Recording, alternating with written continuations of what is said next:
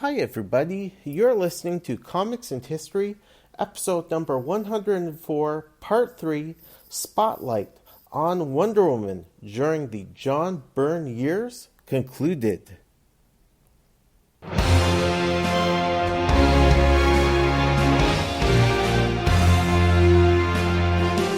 welcome to the show.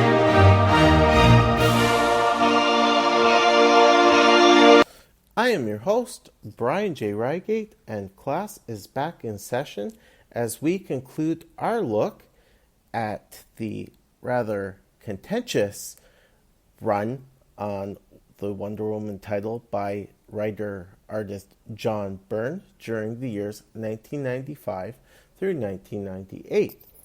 But first, a couple of points of order. Earlier today, I noticed that Comixology and the DC app have a collected edition.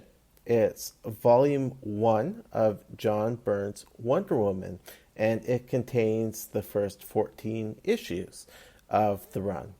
Issues 101 through 114. I'm sure that there's also a physical copy that's available for purchase through a number of fine local comic book stores. Second thing, I want to address an error I made in part 2 of episode 104. I stated that during the story arc in which Diana was solely reverting to clay, that she destroyed her hand by smashing a Doomsday clone. And I was in grievous error there. It was actually during an initial battle with an amped up Barbara Minerva, who had been changed into a much more feral type cheetah thanks to Neuron during the events of Underworld Unleashed. That's how Diana destroyed her hand by taking a punch towards Cheetah, missing and smashing her hand against a wall. I just wanted to address that error because I was going back and looking through some of these John Byrne comics again, and when I realized that I made a slip up in my memory, I thought, oops, I better address that here on the show. Okay, so back to the spotlight. And I finished part 2 of episode 104 by talking about one of John Byrne's 2 really contentious story arcs during his time on the Wonder Woman title. And this was the story arc in which Diana died and was transfigured into the goddess of truth, and her mother Hippolyta, as a form of penance, was assigned the role of Wonder Woman. And while Hippolyta spent a short time as Wonder Woman in the present day, she would ultimately go back in time, and she would spend a period of about 8 years in the past, roughly 1942 through 1950. In so doing, she became the Wonder Woman of the Justice Society of America. And Byrne wrote this whole story arc because he saw the removal of the Golden Age Wonder Woman from the current post-crisis continuity as a mistake. And this did not sit well with fans because they said by making Hippolyta the Golden Age Wonder Woman, this was essentially making Diana a legacy character. History would show that she was the second Wonder Woman. And my suggestion was that the story arc would have probably sat better with a lot of fans if it had been Diana who went back in time and served as the JSA's Wonder Woman before coming back to the present day and continuing her superhero career in the present day.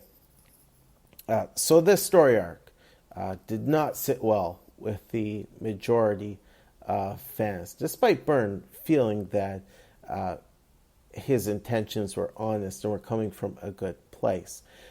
Now, I'm sure there have been any number of occasions in the history of comic books where one contentious story arc has been followed by another story arc that is just as, if not more, contentious with the fandom. And for those of you who are wondering, well, why can't anything be done to make sure that one bad story arc is followed by something much better? First of all, it's all a matter of opinion. Okay, I'm one of the fans who actually enjoyed the Hippolyta as Wonder Woman story arc. But for those who weren't pleased, it's important to keep in mind that due to the nature of the comic book industry, due to the fact that it's a business which has to run on a regular schedule, creators have to work at least a month in advance. So there have been some cases where the creators' editorial can see that things aren't going so well in the current story arc, and so they're able to make some changes in hopes that the next story arc will be better received. But in some cases, fans do have to find themselves riding out a couple of story arcs which they just don't enjoy. And for a lot of fans, that's what happened here with the story arc that followed the Hippolyta as Golden Age Wonder Woman arc. And this arc was Byrne's opportunity to address the question, who is Donna Troy? Now, that question had been addressed previously, somewhat in the pre-crisis era, and definitely in the post-crisis era. Going back to Silver Age, there were stories in which Wonder Woman would go inside the device that would de-age her, and she would come out as Wonder Girl, and she would go on these zany adventures, and then after time she'd step back in the device and become the adult Wonder Woman again. But the concept of a Wonder Girl proved so popular that when the Teen Titans were introduced, one of their members was Wonder Girl, and she was like Wonder Woman's little sister. And then over time, in the pre-crisis era, she would be given the civilian alias of Donna Troy. But her pre-crisis origin wasn't completely fleshed out. It was just, I think, something that a lot of people just looked aside. But when it came to post-crisis era, Marv Wolfman, being the architect of Crisis, certainly wanted things to be more set, more definitive in the post-crisis era. And so as the ongoing scribe of the Teen Titans book, he set out to write a definitive, coherent post-crisis origin for Donna Troy. And he produced an origin story that a lot of fans really liked. It made Donna's history separate from Wonder Woman's, while still allowing all of those pre-crisis stories to be left largely untouched in the post-crisis era. And I get the sense from reading different interviews that Mr. Wolfman is really proud of what he did in setting out a post-crisis origin for Donna Troy. And I know in one particular interview, he made it quite clear that he regretted the fact that creators who followed him set out to make changes to Donna's origin, such that her origin has become quite murky and convoluted.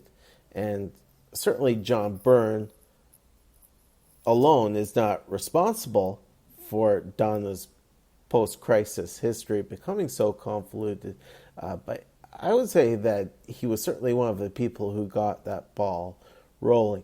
Now, I get the sense that Byrne was, again, trying to play continuity master, and he saw an important pre-crisis element which he felt was missing in post-crisis history, and so he was going to do something to fix that in such a way that he would bring Donna back within the Wonder Woman family.